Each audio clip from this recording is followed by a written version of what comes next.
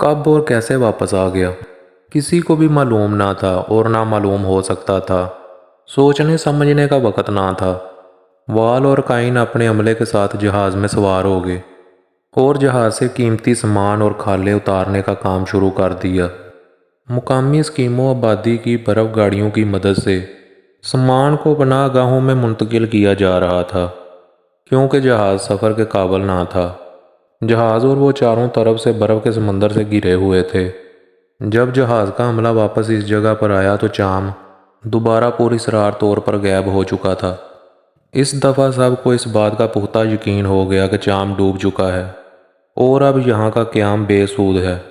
चनाचा captain वाल और Kine ने रखते सफ़र बांधा और चंद रोज़ में वो इस अनोखी दुनिया से निकलने के काबिल हो गए जिसमें उन्होंने हैरतनाक और कठिन सफ़र गुजारा था। काइन बहुत खुश था, उसे लूसी याद आ रही थी। वो अलास्का जल्द अज जल्द पहुंच जाना चाहता था। बर्फ़ पिघल रही थी।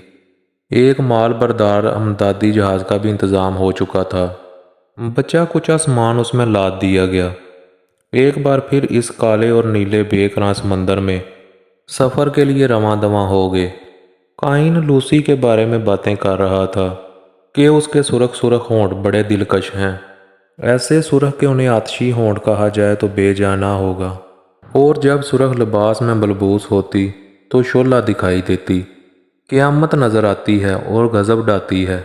इसके जिस्म की बनावट ही क़यामत खेज़ है और इस वक्त इसके सामने क्या जीन हार्ट होगी और क्या रीटा हॉर्थ और शायद बर्जी के लबों में भी इस कदर गर्मी और शरीनी हो या ना हो जिस कदर के लूसी के सुरख सुरख आतशी लबों में है। इसकी तपश मैं आज भी महसूस कर सकता हूँ। हाय वाल, तुम्हें क्या बताऊँ, उससे ज़्यादा खूबसूरत आज तक लड़की मुझे नहीं मिली। वाल ये सब खामोशी से सुनता रहा। उसने एक ठंडी सांस ली और कहा, काइन, तुम्हें लूसी से जुदा हुए सिर्फ 6 माह हुए हैं और मुझे अपने बीवी बच्चों से दूर हुए 10 माह हो गए हैं और अभी मिलने की कोई उम्मीद भी नहीं। इनके इस सफ़र को भी चंद रोज़ गुजर चुके थे। कैप्टन वाल दूरबीन से समंदर का जायज़ा ले रहा था। काइन, काइन, इधर आओ, उसने बेताबी से कहा। कहीं ये चाम तो नहीं? और काइन ने बुरा सा मुंह बनाते हुए उसके हाथों से दूरबीन ले ली। तुम्हें तो अब ख्वाब में भी चाम नज़र आएगा डियर। इत्तेफाक था कि वो तबाह नहीं हुआ और दोबारा नज़र आ गया और फिर तय नशीं हो गया।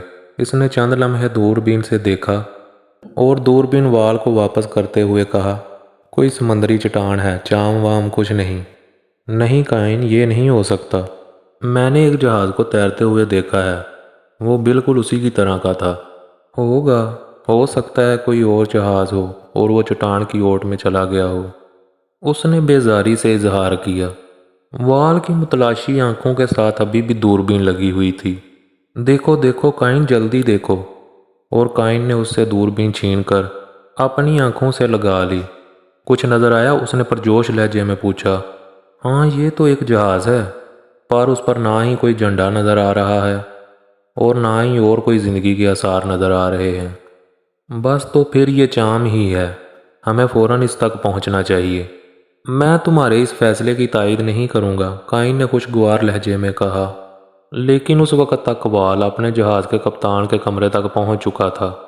इसने उस पर सूरत-ए-हाल वाज़ेह की और थोड़ी देर बाद जहाज़ का रुख तब्दील किया जा रहा था। वो जल्द अज जल्द चाम तक पहुंच जाना चाहते थे। चंद घंटे बाद उन्हें वो समंदरी चट्टान साफ नज़र आ रही थी जिसकी निशानदेही कैप्टन वाल ने की थी। काइन का मूड अब भी ख़राब था, गोया इसे अब इन लोगों की सरगर्मियों में कोई दिलचस्पी नहीं थी। वाल चट्टान के इर्द गिर्द और सारे समंदर में नज़र दौड़ा रहा था, लेकिन अफसोस चाम का कहीं पता नहीं था। काइन को इसकी बेबसी पर अफसोस हो रहा था और इसने मसलहाना अंदाज में इसके कंधे पर हाथ रख दिया था। वो कदरे फ्रेश नज़र आ रहा था, लेकिन पता नहीं क्यों वाल के चेहरे पर अफसुर्दगी थी। शायद इसकी वजह इस वक़्त की नाकामी थी। जब उसने काइन को खुशगवार मूड में पाया तो उससे कहा, क्यों ना हम जहाज़ को यहाँ लंगर अंदाज कर दें। हाँ वाल, तुम ऐसा कर सकते हो, लेकिन इसके बाद तुम्हें अलास्का से रब्ता करना चाहिए और ज़रूरी हदायत लेनी चाहिए। بہت اچھے قائن، میں بھی یہی سوچ رہا تھا۔ جہاز کو لنگر انداز کر دیا گیا۔ دونوں کیبن میں بیٹھے اس پر اسرار جہاز کے متعلق باتیں کر رہے تھے۔ انہیں الاسکا کے مرکزی دفتر سے 1 ہفتے کی مہلت ملی تھی کہ وہ صرف 1 ہفتے کا انتظار کر کے اپنا سفر دوبارہ شروع کر دیں۔